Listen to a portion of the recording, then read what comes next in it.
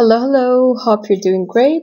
Today I added to the biology playlist a new biology video talking about the menstrual cycle. This is the second video talking about the menstrual cycle. So please guys make sure you check the link of the first video in the description below. And because learning never peaks, please leave me your comments, questions, feedback in the comments below. In this video, we will be talking about the positive and the negative feedback during the menstrual cycle in a very simplified way. To start with, the menstrual cycle has an average of 28 days, and during this time the body or the female body will be preparing itself for pregnancy. In case no pregnancy, then the cycle will start over again. As we can see below, the midpoint of the 28 days is day 14, where we have an ovulation, where the oocyte is going to leave the ovary and go to the oviduct. Now, from day 0 to day 14, we have the first phase, which is the follicular phase or the pre-ovulation, because it happens before ovulation, and it has the name follicular phase because the follicle will be growing. And from 14 till 28, we have the second phase, which is the luteal phase or the post-ovulation, because it is after ovulation. Luteal because the yellow body will be developing. As we can see that the 28 is not fixed. It could be plus 8 days or minus 8 days. And this would be simply normal. And the reason for this extra 8 days or missing 8 days is actually the follicular phase. The follicular phase is not fixed 14 days. It could be a little bit shorter, a little bit longer, and that what causes the menstrual cycle to extend or to decrease, while the luteal phase is actually a fixed phase. Essential hormones in the menstrual cycle. Please guys, go check the previous video. The link is in the description below because it contains detailed explanation about the endocrine glands and the endocrine hormones that are involved or play a role in the menstrual cycle. Now in this video, I'm just going to quickly remind you of these hormones. More details are put in the previous video, so please check it. GnRH is the gonadotropin-releasing hormone produced by the hypothalamus, which is found or located in the brain, and it's actually part of the nervous system, but it has cells that have an endocrine function. GnRH is going to trigger the anterior pituitary to produce two hormones, FSH and LH.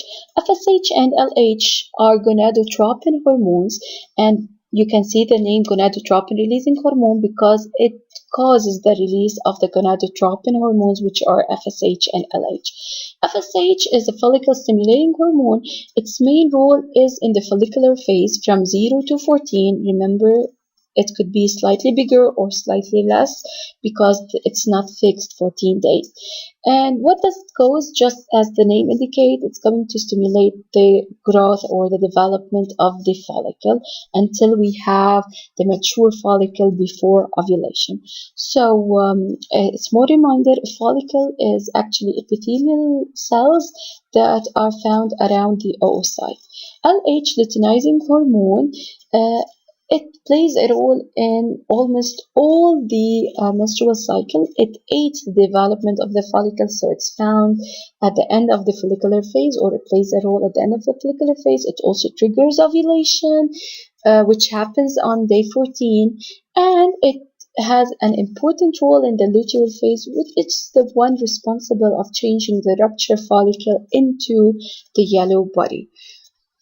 Now, FSH and LH produced by the anterior pituitary have the receptors on the ovary or the cells inside the ovary, and they stimulate the production of two hormones, estrogen and progesterone, which are steroid ovarian hormone. So we can see GnRH, FSH, LH, estrogen and progesterone are the main essential hormones in the menstrual cycle.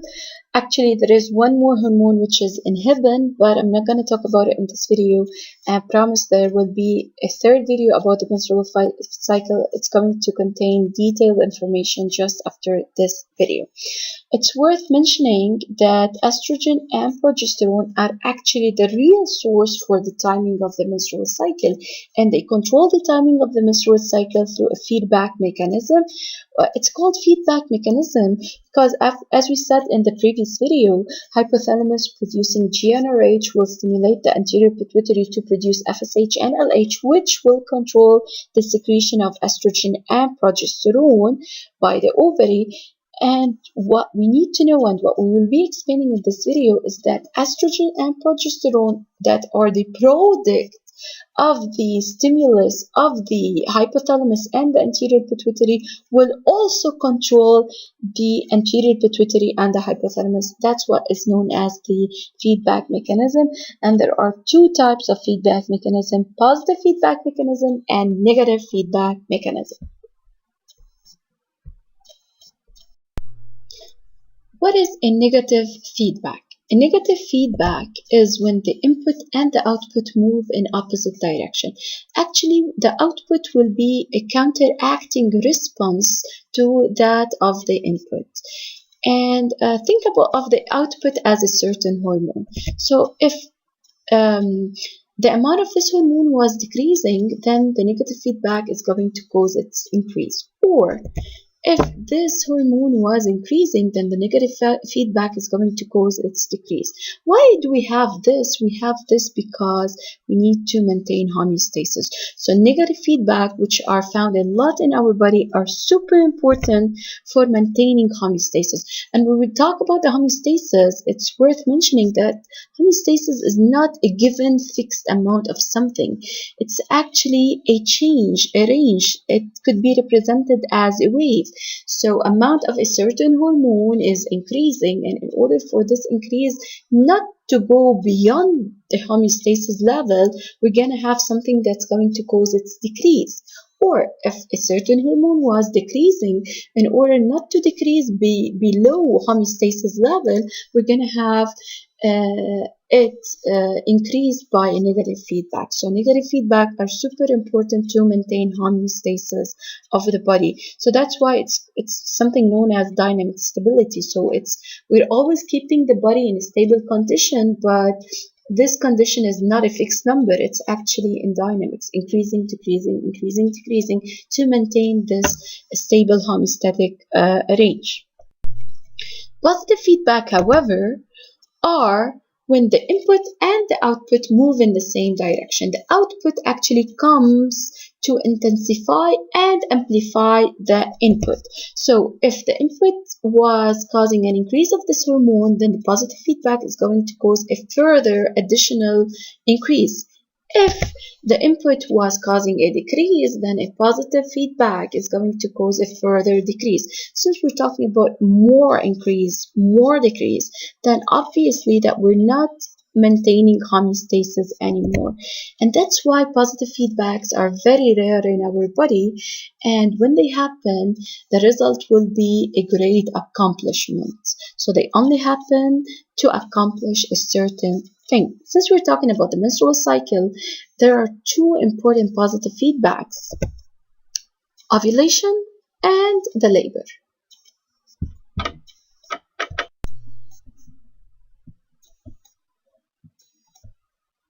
So we can see the hypothalamus on the top, below it the anterior pituitary, and next to it we're going to see the ovary. I'm going to talk about the changes that happens during the follicular phase from day 0 to day 14. I want you to pay attention. I'm going to talk about 3 feedbacks that happen. One at the beginning of the follicular phase during the first week, one at the middle of the follicular phase yani during the second week, and one at the end of the follicular phase. So it all starts when the hypothalamus secretes GnRH that will bind to the receptors on the anterior pituitary and stimulate the secretion of FSH. FSH released by the anterior pituitary into blood, they will bind to receptors on the cavitary follicle inside the ovary, so inducing the cavitary follicle to complete developing and to start secreting estrogen. So this actually happens over here at the beginning of the follicular phase, and it will start secreting little amount of estrogen. Little amount of estrogen in blood, they're going to cause the first feedback, and it's going to be a negative feedback. Since estrogen is low and negative feedback works just the opposite, so it's going to increase FSH, aiming to increase estrogen. So if I'm looking at a graph, I'm going to see a small rise of FSH. It's not a big rise, it's just a small rise at the beginning. So in presence of FSH, the cavitary follicle will complete its developing, and we're going to reach the mid of the follicular phase, where the cavitary follicle had changed to a mature follicle or to a Gravian follicle. This Gravian follicle will secrete more estrogen, so we will end up having moderate amount of estrogen, and moderate amount of estrogen in blood, they're going to cause the second feedback. You can see moderate, the arrow is higher, just to show you that more estrogen is being secreted at this point. Moderate estrogen will cause another feedback, but this time, since estrogen is high, the negative feedback is going to aim to decrease it. That's why it's going to have or inhibit the secretion of FSH. So what happens is that the moderate estrogen will bind to the receptors on the anterior pituitary and the hypothalamus, decreasing the release of GnRH and decreasing the release of anterior pituitary hormone. And this step is super important because I don't want all the developing follicle to become Gravian or mature follicle. So when FSH decrease, or the follicles who were developing and were not yet a Gravian follicle, they're going to die. Only the mature follicle is going to survive because it has more receptor to FSH, so it can deal with the little amount of FSH being secreted, and it can complete its developing. That's why we end up having one Gravian follicle that will undergo ovulation later on. So this Gravian follicle will complete secretion of estrogen. So estrogen at the end of the follicular phase, we reached here the end of the follicular phase, it is going actually to cause a high amount of estrogen. So this is over here, the Gravian follicle at day 13, just before, it's going to secrete high estrogen. This high estrogen is going to cause a positive feedback.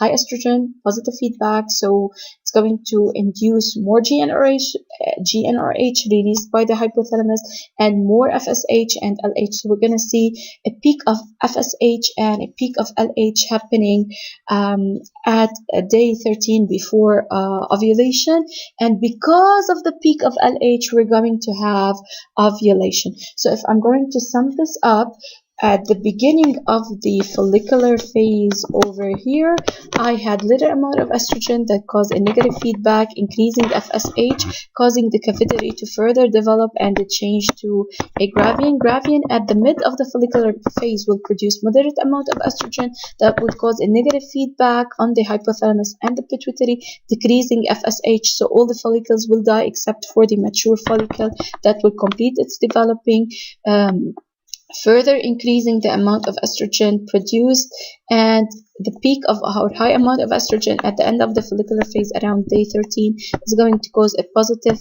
feedback, leading to ovulation. During ovulation, oocyte 2 released will be oocyte 2 blocked at metaphase 2, while the oocyte in the follicles before ovulation were actually oocyte 1 blocked at prophase 1.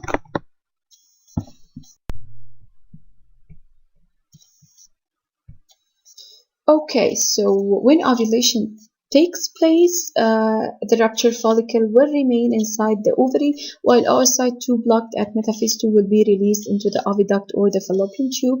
And if fertilization doesn't take place, then it will degenerate as an oocyte 2 blocked at metaphase 2, while in case of fertilization, while the sperm is entering oocyte 2, it will complete its meiosis 2, resulting in oocyte and the second polar body, and the oocyte will directly differentiate into the ovum, and the male and the female pronuclei unite together, forming the zygote, and the zygote starts its first mitotic division. Now, In this slide, I'm going to talk about the feedbacks that happen during the luteal phase, which is from day 14 till day 28. Remember what was said previously, luteal phase is a fixed phase. So what happens is that when the gravine follicle rupture, so the amount of FSH and LH, they're going to decrease. LH being secreted in steady little amount will cause the change of the yellow body, of the rupture follicle into the yellow body. So it will cause the change of the rupture follicle into the yellow body. The yellow body will be produced in the mid of the luteal phase around day 21. This yellow body over here will secrete estrogen and progesterone. Remember, estrogen was secreted earlier during the follicular phase, while progesterone is only secreted during the luteal phase. So high progesterone in blood, in addition to high estrogen, they're going to cause a feedback, and it's going to be a negative feedback.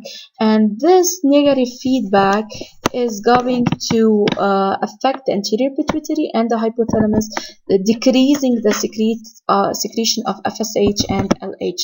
So no more FSH and LH are going to be secreted, and this is super important in case of pregnancy. So in case pregnancy took place, we don't want the cycle to start again, and we don't want the endometrium to rupture, otherwise we will lose the baby. So no contractions of the uterus and no endometrium sloughing should take place, and this is maintained by high estrogen and progesterone that cause a negative feedback on the anterior pituitary and on the causing a decrease in the secretion of FSH and LH.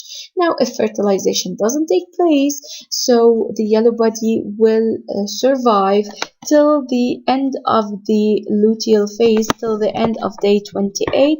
So at day 28, the yellow body will degenerate and it becomes a white body or corpus albicans. When the yellow body degenerates, estrogen and progesterone won't be secreted, so the negative feedback won't exist anymore. So FSH can be secreted again, and by the secretion of FSH, we will start a new cycle. Now, in case of pregnancy, estrogen and progesterone should be kept in high amount to keep the negative feedback, to keep the FSH and LH from being secreted. So what happens in case of pregnancy, the yellow body or the corpus luteum will remain alive for 3 months.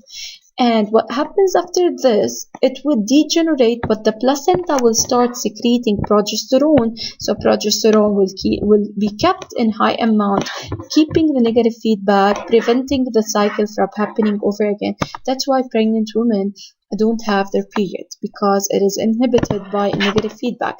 The first 3 months it's inhibited because of the corpus luteum, and later it will be inhibited by progesterone secreted by the placenta.